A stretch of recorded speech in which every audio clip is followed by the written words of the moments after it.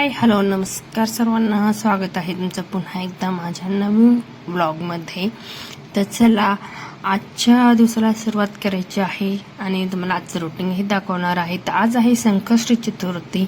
तर स्वागत आहे तुमचं नवीन माझ्या ब्लॉगमध्ये। छान अशी अंघोळ वगैरे झाली, देवपूजा करायची आहे आणि नंतरून चहा केला होता मुलींनी। छान अशी चकली आणि पापड तळली होती। छान अशी चहा आणि चकली पापड खाल्ली। त्यानंतर आता कामाला सुरुवात करायची होती।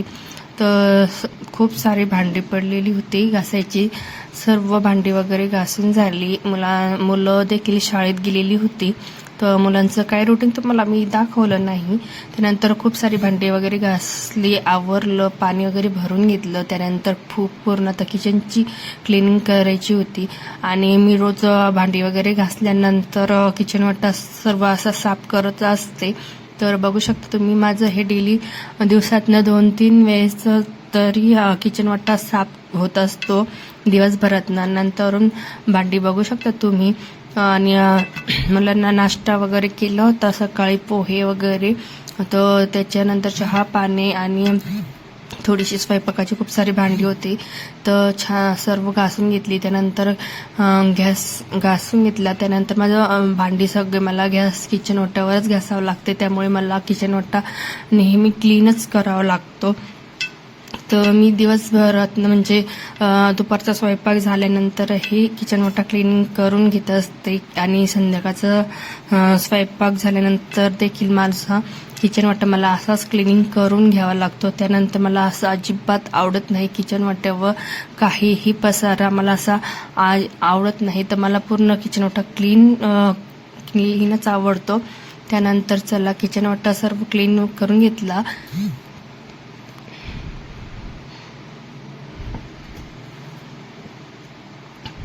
तर चला, आज होता उपवास।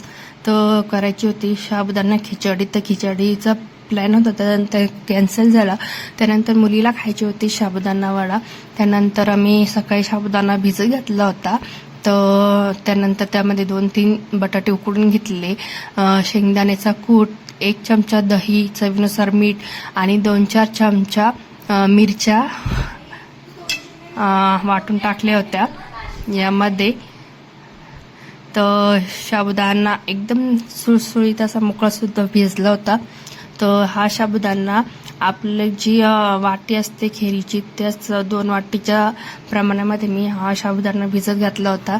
त्यानंतर यामध्ये 3 बटाटे छान उकडून घेतले, 7-8 मिरच्या वाटून घेतल्या, चवीनुसार मीठ टाकलं आणि अर्धी वाटी शेंगदाणे भाजून टाकले आहेत। त्यानंतर सर्व हे मिश्रण एकत्र मॅच करून घ्यायचं आहे आणि छान थोडंसं आता यामध्ये चवीनुसार तुम्ही मीठ ॲड करू शकता। यानंतर याच्या टिक्क्या भरून घ्यायच्या आहे आपल्याला तळण्यासाठी। वडे बनवून घेत आहे मी, तर हातावरच थापते आणि त्यानंतर एका साईडला कढईमध्ये मी तेल गरम करण्यासाठी ठेवलेलं होतं। तर सर्व पीठ आता छान असं हे मळून घेते, एकत्र करायचं आहे। त्यानंतर डिशमध्ये छान मी हातावरच छान अशा टिक्क्या भरून घेत आहेत हातावर आणि साबुदाणा वडे। यानंतर मी या संग खाण्यासाठी काही चटणी वगैरे काहीच केली नाही आहे। तर हे वडे तुम्ही असे म्हणजे दही संग सुद्धा छान लागतात। तर आम्हाला म्हणजे तसेच खायचे होते। तर आम्ही याच्या संग खाण्यासाठी काही चटणी वगैरे काही केली नाही, पण यामध्ये चटणी संग सुद्धा खूप छान हे बटाटे साबुदाणा वडे लागतात। तर बघू शकता, अशा पद्धतीने मी वडे बनवून घेतलेले आहे डिशमध्ये आणि आता तेल छान असं कडकडीत तापलेलं आहे। छान आता चला हात धुवून घेते। त्यानंतर आता छान मला आता हे सगळे वडे तळून घ्यायचे आहे।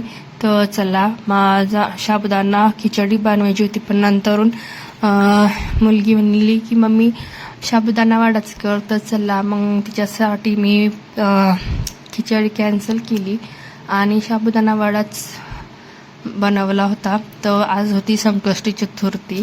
तर चला, आणि आज तुम्हाला मी संकष्टी चतुर्थीचं पूर्ण हे रुटीन दाखवते। छान असं कडकडीत तेल तपलं होतं. तर यामध्ये मी 2-3 साबुदाणा वडा यामध्ये कढईमध्ये टाकलेले आहे, सोडलेले आहे.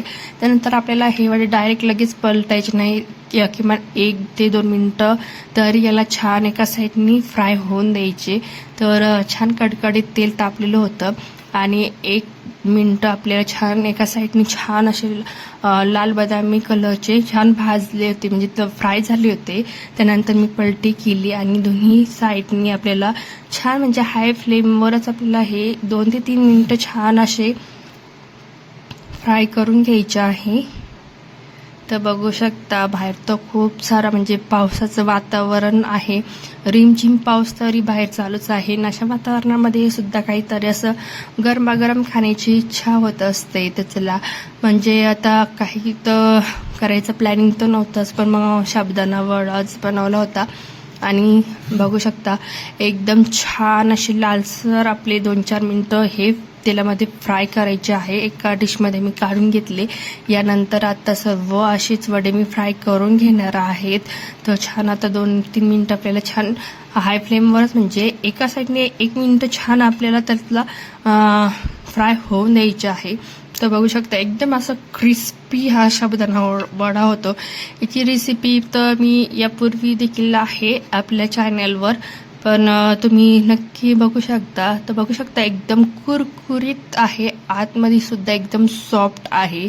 तर हा साबुदाणा वडा चटणीसंग सुद्धा खूप छान लागतो.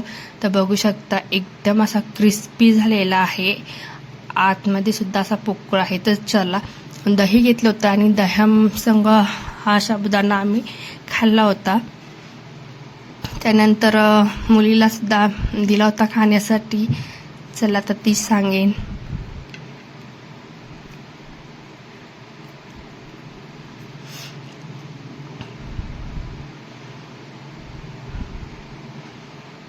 चला आता अशाच पद्धतीने मी सर्व हा साबुदाणा वडे बनवून घेते आणि अशी तळता सर्वांनी खाल्ले तर खूप सुंदर झाले होते. तर चला आता याची रेसिपी तर तुम्हाला दाखवलेली आहे. आता हा होता आमचा दुपारचं फराळ चतुर्थीनिमित्त. चला आता हे सगळं खाऊन वगैरे झालं होतं, साबुदाणा वडे वगैरे खाऊन झालं होतं.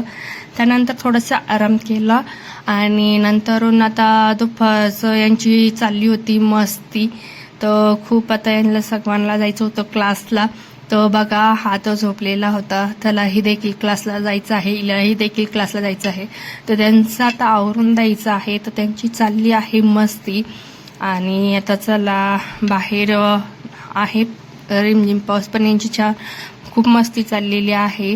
चला त्यांचीच मस्ती मी बघत होते. त्यानंतर आता आराम वगैरे केला, त्यानंतर चहा वगैरे घेतला संध्याकाळचा. चला आता हिचं चाललं होतं मस्ती, डान्स. तर जास्त व्हिडिओ मोठा होत होता, त्यानंतर एक छोटीच क्लिप घेतली होती मी. आणि आता मला संध्याकाळचं देखील मला आवरायचं होतं, तर स्वयंपाक वगैरे करायचा होता. तर चला संध्याकाळचं पूर्ण घराची क्लिनिंग वगैरे करून घेतली होती, झाडझूड करून घेतली होती आणि पूर्ण पसारा आवरला, फरशी वगैरे पुसून वगैरे काढली, दोन्ही दारामध्ये पाणी वगैरे टाकलं होतं.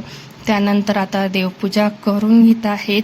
तर संध्याकाळचे वाजले होते 7. मुलं सर्व गेली होती क्लासला. त्यानंतर आता मला देवपूजा वगैरे करायची होती. तर बघू शकता छान अशी मी हळदी कुंकू देवाला वाहिले. मला काही फुलं काही भेटलीच नाही. त्यानंतर अगरबत्ती सर्व घरात ओवाळून दोन्ही दाराला 2 लावून दिल्या होत्या मी.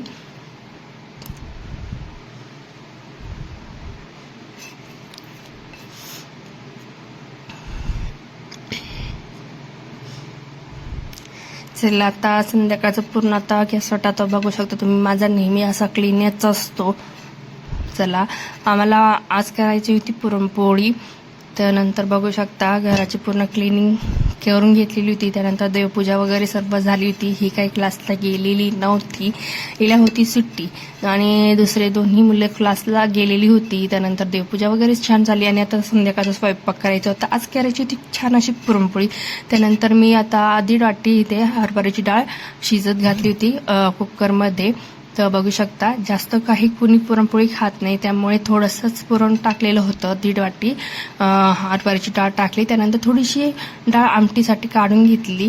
त्यानंतर यामध्ये 1 वाटी साखर टाकून छान असं पुरण एकत्र करून घेतलं, पुरण वाटून घेतलं. एका साईडला आमटी वगैरे करायची होती. त्यानंतर मसाला वगैरे काढला, आमटी वगैरे करून घेतली. त्याचं काही शॉर्ट्स घेतलंच नाही मी. त्यानंतर मुलींनी छान मला पुरण असं वाटून दिलं होतं आणि कणिक मी मळून घेतली. त्यानंतर छान आता पुरणपोळी करायची होती. तर बघू शकता तुम्ही अशा पद्धतीने मी छान अशी टम्म फुगणारी पुरणपोळी बनवत असते. तर एका साईडला कणिक पातळच मळत असते. याचे मी काही व्हिडिओ शूट घेतली नाही, पण मी नंतर पुढच्या व्हिडिओमध्ये नक्की तुम्हाला सर्व याचा शूट घेऊन नक्की दाखवणार आहे. छान अशी कणिक मळली. त्यानंतर छान अशी पुरणपोळी मी लाटून घेतली. त्यामध्ये छान असं मीडियम साईजमध्ये म्हणजे मध्यम साईजमध्येच मी पुरणाचा गोळा केला. त्यानंतर छान अशी पुरणपोळी लाटून घेतली आणि आता एका साईडला तवा गरमच होता आपला. त्यानंतर मी साखरेच्या पुरणपोळ्या करते किंवा गुळाच्या देखील पुरणपोळ्या करतच असते मी, काही हे नाही आहे. त्यानंतर छान अशी पुरणपोळी लाटली आणि छान होता. गुळाच्या देखील पुरणपोळ्या छान होता, साखरेच्या देखील पुरणपोळ्या छान होता. त्यानंतर तव्यावर छान असं पुरणपोळी आता लाटून दाखवली आहे.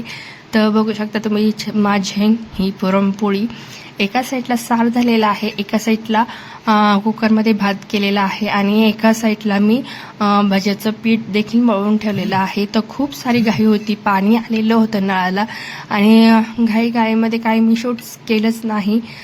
चला आता उपवास सोडायचा होता, तर सर्व आता स्वयंपाक माझा ऑलमोस्ट होत आलेलाच होता. तर छान आता मी सर्व अशा पुरणपोळ्या केल्या. त्यानंतर सर्व झालेलं होतं. भजे शेवटला मला तळायचे होते.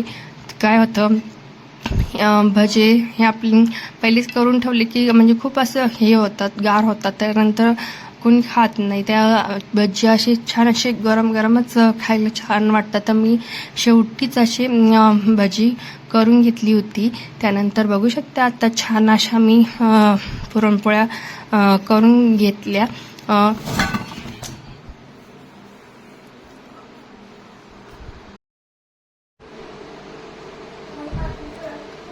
चला एका साईडला छान अशी पुरणपोळी भाजून घेतली आणि आता ही पुरणपोळी एका साईडने 1 मिनिट आपल्याला छान भाजून घ्यायची आहे आणि आता दोन्ही साईडने मी भाजून बघू शकता वरतून तेल लावत आहे. छान अशी पुरणपोळी ते झालेली आहे.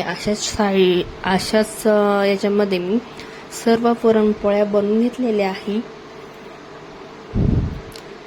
आणि टम्म अशी पुरणपोळी फुगलेली आहे. बघू शकता तुम्ही अशाच पद्धतीने मी सर्व पुरणपोळ्या बनवून घेत आहेत. आता चला आता पुढचा स्वयंपाक करायचा आहे, म्हणजे पुरणपोळ्या सर्व मी बनवून घेते.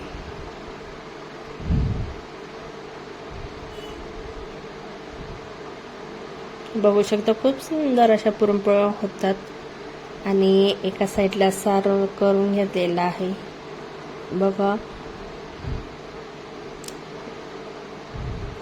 एका साईडला भात केलेला आहे, भज्याचं पीठ मळून ठेवलेलं आहे, ते देखील मला आता करायचे आहे. चला आता पोळ्या करून घेते आणि पिठामध्ये मी सर्व यामध्ये ॲड केलेलं होतं. त्यानंतर शेवटून मी भज्याच्या पिठामध्ये सोडा टाकला. त्यानंतर एका कढईमध्ये आता पोळ्या वगैरे झाल्या होत्या, कढईमध्ये तेल तापण्यासाठी ठेवले. तेल छान तापलं होतं. यामध्ये छान आता तांदळाचे पापड तळून घेते, कुरडई तळून घेते. तर बघू शकता आपल्या तांदळाची पापडाची सुद्धा रेसिपी चॅनलवर आहे, ते सुद्धा तुम्ही नक्की बघू शकता.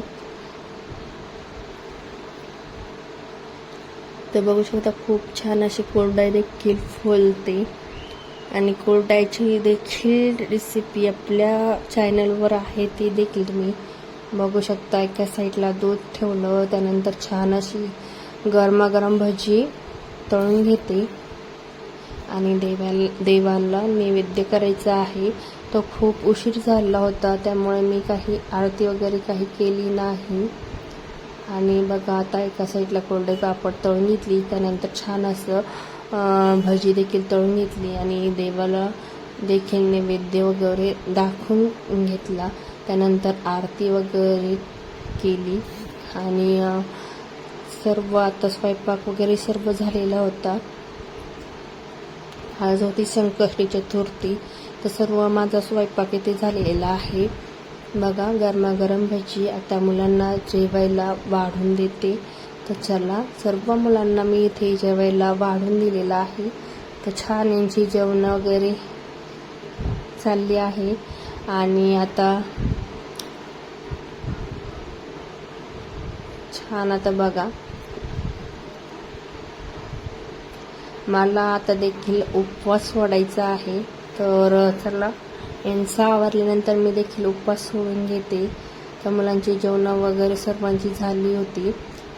तर बघा जेवणं वगैरे झाली आणि सर्वांनी झोपून घेतलं.